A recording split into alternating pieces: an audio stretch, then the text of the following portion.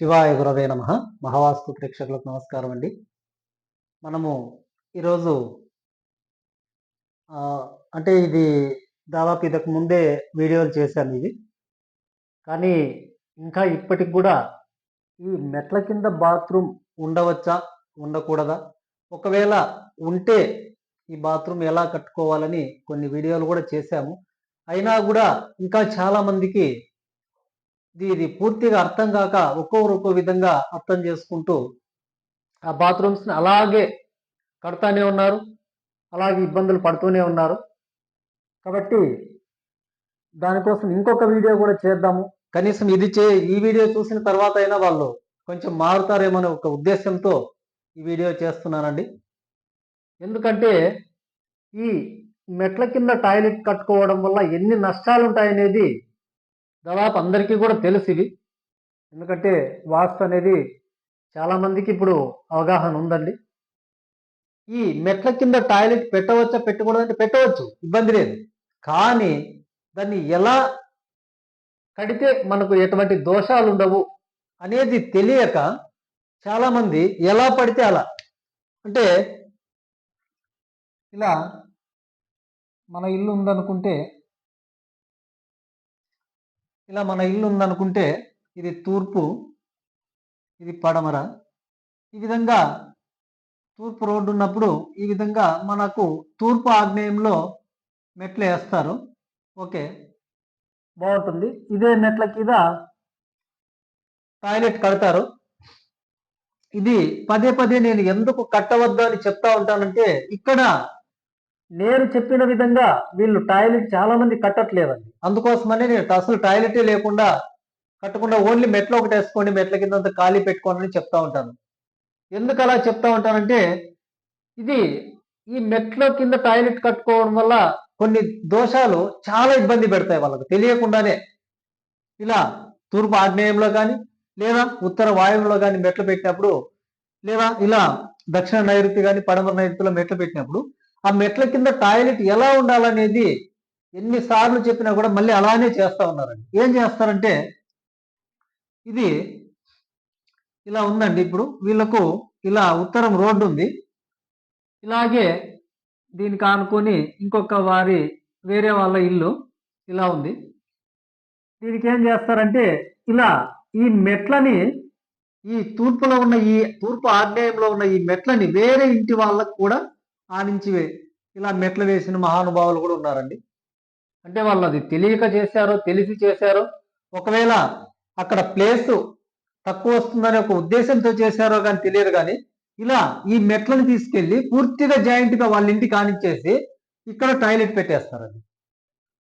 ఇంకా ఇక్కడ టాయిలెట్ పెట్టి ఇలా మెట్లు పెట్టినప్పుడు ఆ ఇంట్లో వాళ్ళు ఎంతకాలం సుఖంగా జీవించగలరు అనేది వాళ్ళకే తెలుస్తుందండి. ఆ బాధలు ఎంత ఇబ్బందిగా ఉంటాయి వాళ్ళకు, అది హెల్త్ పరంగా కావచ్చు, ఇంకొక విధంగా వేరే విధంగా ఎలా అయినా సరే వాళ్ళు ఎంత నష్టపోతున్నారు అనేది ఈ మెట్లు పెట్టి ఆ ఇంట్లో ఉన్న వాళ్ళకు మాత్రమే తెలుసండి ఈ బాధలు.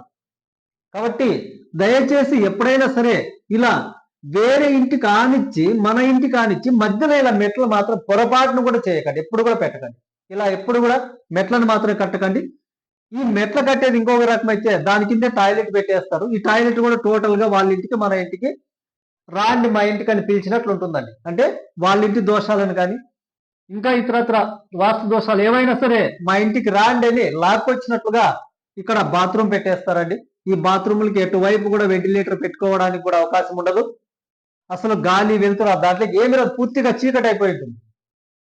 ఇలా చేస్తే ఎంత దోషం ఉంటుందనేది చాలా మందికి అండి, ఇన్ని వీడియోలు చూస్తారు కదా, అయినా కూడా అలానే కడతా ఉన్నారు. అంటే మాకు ఎందుకు ఇలా కడతా ఉన్నారంటే, సార్ మాకు ప్లేస్ చాలా తక్కువ ఉంది దానికి ఇలా కడతా ఉన్నాం. అసలు ఆ ప్లేస్ తక్కువ ఉందని కాదండి, ఫస్ట్ మనము ఆ ఇంట్లో ఉంటే సుఖంగా ఉంటామా, మనశ్శాంతితో జీవించగలుగుతామా, ఆరోగ్యంగా జీవించగలుగుతామా అనేది ఇక్కడ ముఖ్యమండి. మన ఇల్లు ఎంత కట్టామనేది కాదు, ఎలా కట్టామనేది కాదు ముఖ్యం.